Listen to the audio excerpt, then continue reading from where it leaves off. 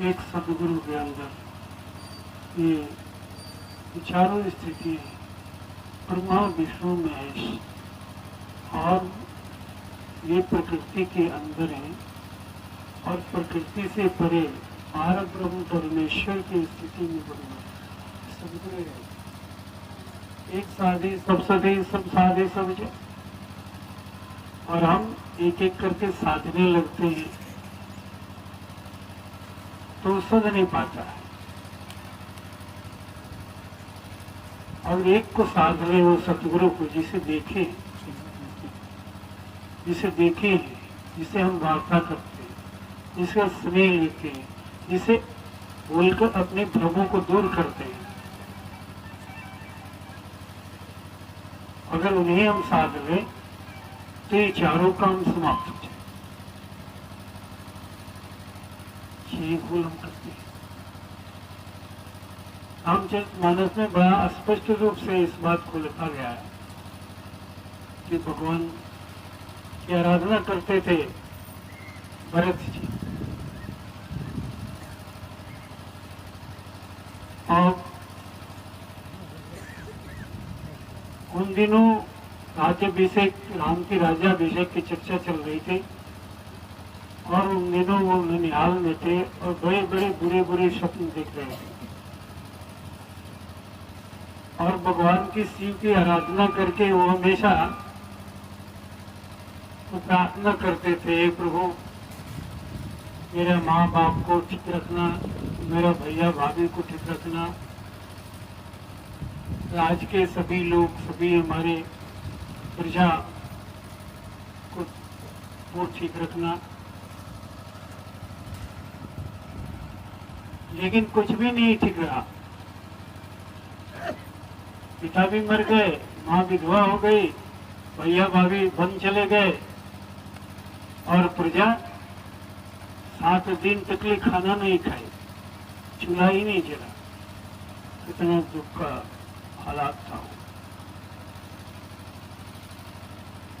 क्यों? वो रुद्राभिषेक भी किए थे। रुद्राभिषेक 3-4 घंटे की पूजा करने के बाद वो जो प्रार्थना करते थे, ऐसे भगवान शिव से तो कोई सुनवाई नहीं।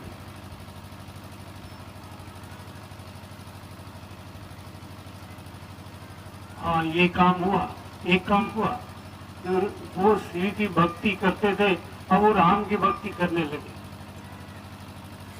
शिव जी ने राम की तरफ ट्रांसफर कर दिया अपनी भक्ति को कि वो तो सही है, मैं तो निराकार हूँ, साकार ब्रह्म जो है वो सामने है, गुरु रूप में आज है। साकार स्वरूप गुरु का स्वरूप है, ईश्वर का प्रज्वलित रूप है, वो प्रज्वलित रूप है और एक गौण रूप है। जैसे अग्नि किसी लकड़ी में व्याप्त है लेकिन गौण रूप में है, वो दृश्य रूप में नहीं, अदृश्य रूप में है। और एक अग्नि जल रही है प्रज्वलित रूप में, तो राम प्रज्वलित रूप में है और शिव प्रज्वलित रूप नहीं है, वो गौण रूप में है, व्याप्त रूप में है, निराकार रूप में है। इसलिए उन्होंने ट्रांसफर कर दिया अपनी भक्ति को, राम की भक्ति करो। ये फायदा हुआ, क्योंकि जिंदा राम को हम भजने नहीं चाहते हैं। राम जब चले गए तो उनके भजन लोग करने लगे। जब राम थे तो युद्ध करते थे लोग, उनसे लड़ाइयाँ करते थे, उन्हें कोई भगवान मानता ही नहीं था, उनका दुलार, उनका प्यार, उनका स्नेह मिलता ही नहीं था,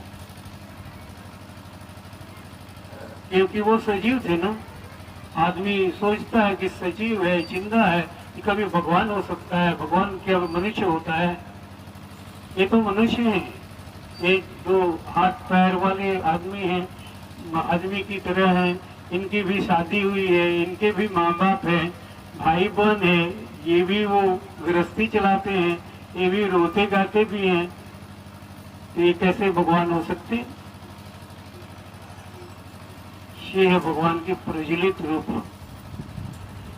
तो प्रज्वलित रूप के पास उन्होंने भेज दिया जहां से भला हो सकता है, और भरत का भला राम के मानने से हुआ। जब राम के विषय में उन्होंने देखा कि भैया कितने त्यागी हैं, कितने महान हैं, कि वो माँ के लिए, माँ कैकेयी के लिए उन्होंने राज्य को त्याग दिया।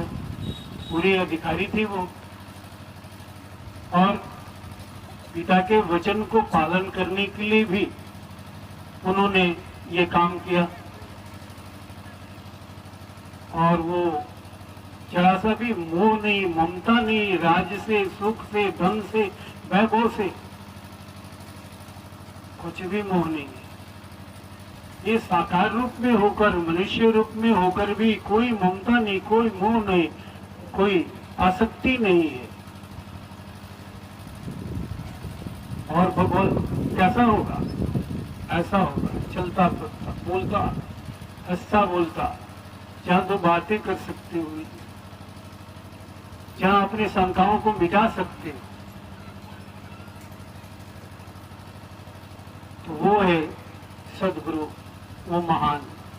वैसी सभा में हम सब बैठे हैं आज, उस परम परमात्मा गुरु रूप में, वो व्यक्त रूप में है, आकर के वो शिक्षा देता है, बोलता है, बताता है, सिखाता है। सूक्ष्म रूप में वो हाजिर रहता है, ताकि आप एक कान तक पहुंच जाए उनकी वाणी, उसकी आवाज, उसकी सोच।